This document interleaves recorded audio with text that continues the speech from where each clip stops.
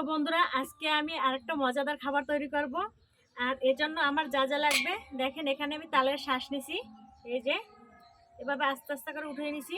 তো কিছু শাঁস একটু হালকা হয়েছে। আর এখানে চালের গুঁড়ো নিছি, ময়দা নিছি, দুধ আর চিনি লাগবে। তো কিভাবে বানাবো আমি আপনাদের সাথে শেয়ার করব। আসসালামু আলাইকুম বন্ধুরা। তো কিভাবে বানাই সব পুরো ভিডিওটা দেখবেন। তো এখন আমি আগে দুধটা জাল করে নেব একটা মোরব্বা বানানোর জন্য। আজকে তালের শাঁস দিয়ে মোরব্বা বানাবো। তো এখানে আমি হাফ লিটার দুধ নিছি, এই যে দুধটা দিয়ে দেবো জাল করার জন্য।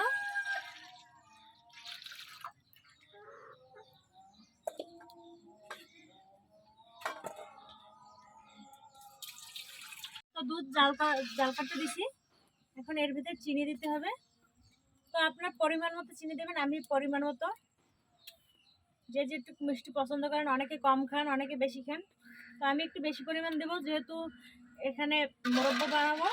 তো মোরব্বা বানানোর জন্য একটু চিনি বেশি দরকার। তো চিনি দিয়ে দিলাম। এখন এখানে নিয়েছি তেজপাতা,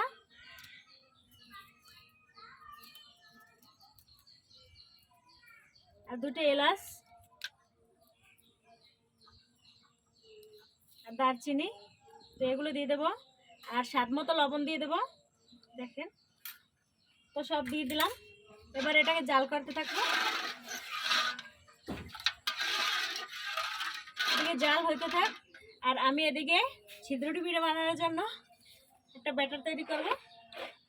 তো বন্ধুরা চুলায় যেহেতু ওটা বসাই দিছি, আর এদিকে আমি একটা ব্যাটার তৈরি করে নিই। দেখেন এখানে আমি এক বাটি চালের গুঁড়ো নিছি, এর সাথে এরকম এক বাটি নিলাম ময়দা। এখন স্বাদ মতো লবণ নিয়ে একটা ব্যাটার তৈরি করব পাতলা।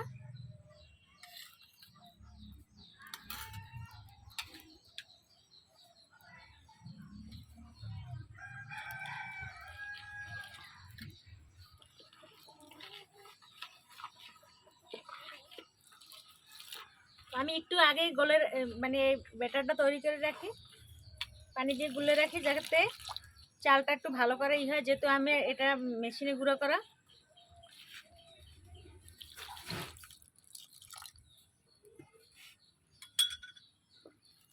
তো এটা আমি হাত দিয়ে মাখি।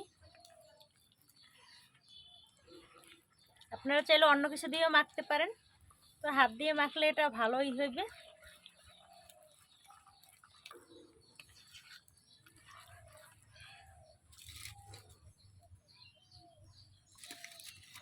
দেখেন ব্যাটারটা আমি এরকম করে তৈরি করছি, পাতলা একদম, যেহেতু ছিদ্রটি পিঠা বানাবো এই জন্য।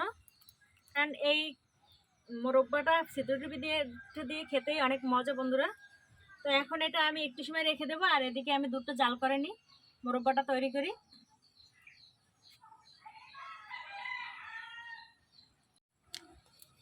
তো বন্ধুরা এই যে এটা বলক আসছে। তো এখন আমি এগুলোকে দিয়ে দেবো, তালের শাঁসগুলোকে।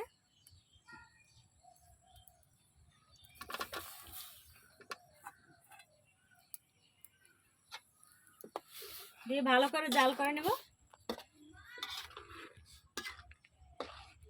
এগুলো খেতে অসাধারণ। আমাদের আগে ছোটবেলায় আমাদের মা নানু সবাই এগুলো বানাইতো, খেতে যে কি মজা লাগতো বন্ধুরা, আপনারাও বাড়িতে বানিয়ে দেখবেন, অনেক মজা খেতে।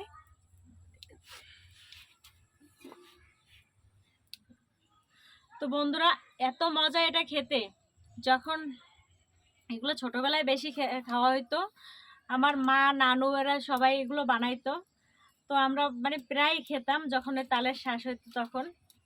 তো আজকে হঠাৎ করে ভাবলাম আপনাদের সাথে একটু শেয়ার করি খাবারটা, যেহেতু মজাদার একটা খাবার।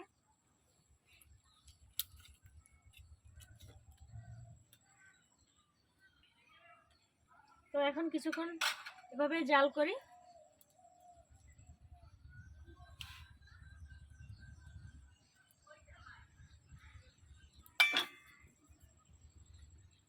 তো বন্ধুরা এই যে দেখেন আমার এটা হয়ে গেছে। এতক্ষণ জাল করছি, প্রায় আমি 15 মিনিটের মতো জাল করছি।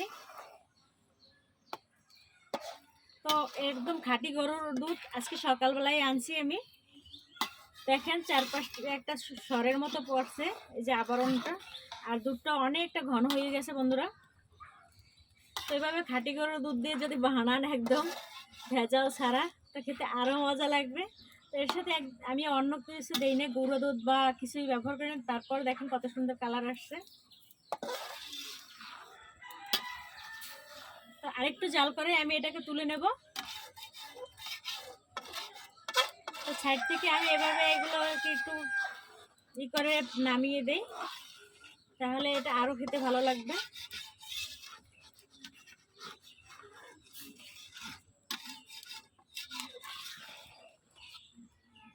তো বন্ধুরা এই যে দেখেন আমি আরও কিছুক্ষণ জাল করে নিয়েছি, মোটমাট 20 মিনিটের মতো জাল করে নিয়েছি। তো এখন এটাকে তুলে নেব। দেখেন কতটা ঘন হয়েছে। এই যে এখন এটাকে তুলে নেই, আর ঘন করার দরকার নাই, যেহেতু ছিদ্রটি পিঠে দিয়ে খাবে। তো এখন এটা ঢেলে নেই। কালারটা কত সুন্দর আসছে বন্ধুরা, দেখেন ঘ্রাণটা এত সুন্দর।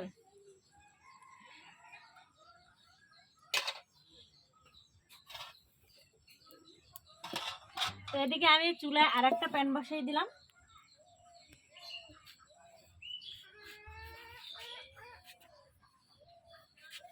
তো এটা ঠান্ডা হতে থাক, আর এদিকে আমি ছিদ্রটি পিঠেগুলো বানাই।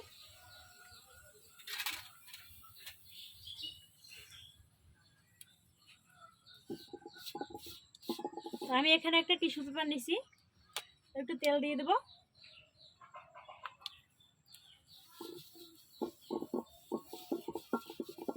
এভাবে আমি ব্রাশ আনি নেই, তো টিস্যু পেপার দিয়ে, যাদের বাসায় ব্রাশ না থাকেন তারা টিস্যু পেপার দিয়া অথবা একটু করে ছোটো কাপড় দিলে, পরিষ্কার কাপড় দিয়েও পারবেন এভাবে করতে, অথবা কলা গাছের ডাঁটা দিয়ে করা যাবে। তো আমি এখানে চালের গুঁড়োটা আগেই করে রেখেছিলাম, তো এখন দিয়ে দেবো।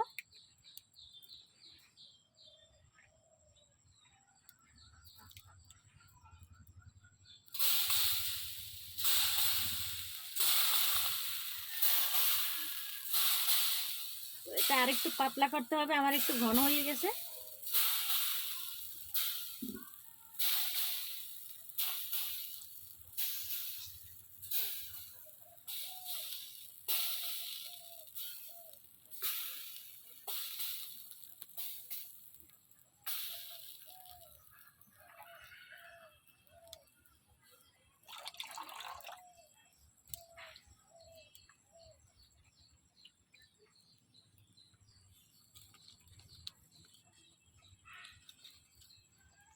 বন্ধুরা এই যে দেখেন, এখন আমি এটাকে ভাজ করে নেব। যে দেখেন কত সুন্দর উঠে গেছে।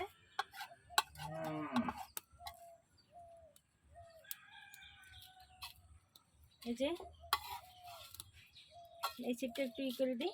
তো এভাবে আমি সবগুলো বানিয়ে নিই, তারপর আপনাদের দেখাই কেমন হয়।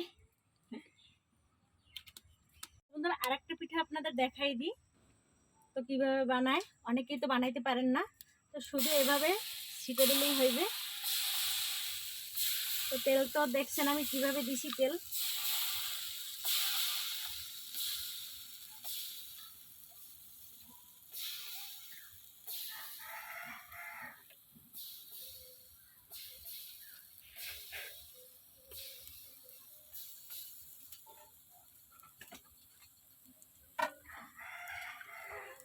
তো এই পিঠার একটা গুণ কি বন্ধুরা, এটা বেশি ভাজা যাবে না, শুধু এরকম করে অল্প যখন হবে তখনও তুলে নিতে হবে।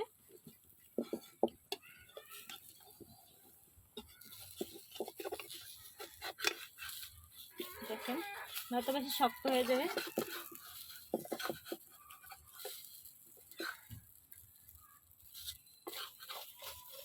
তো বন্ধুরা এই যে দেখেন পিঠাগুলো বানানো শেষ এবং মোরব্বা বানানো শেষ। তো দেখেন কেমন হইলো। তো এখন একটু খেয়ে দেখাবো।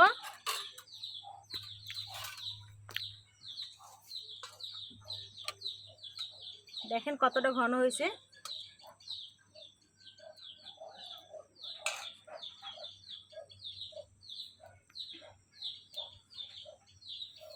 ক্যামেরাম্যানকে আগে একটু খাওয়াই, যেহেতু ও খাবারের জন্য খুব আগ্রহ।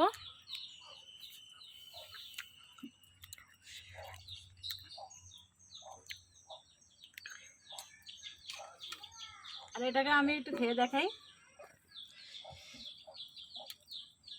এত মজা হয়েছে বন্ধুরা, একদম মুখে দিলে মিলে যায়, মিষ্টির মতো বোঝাই যায় না।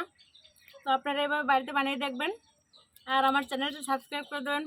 ভিডিওটি ভালো লাগলে বেশি বেশি শেয়ার করে দেবেন। ভালো থাকবেন সবাই, আল্লাহ হাফেজ।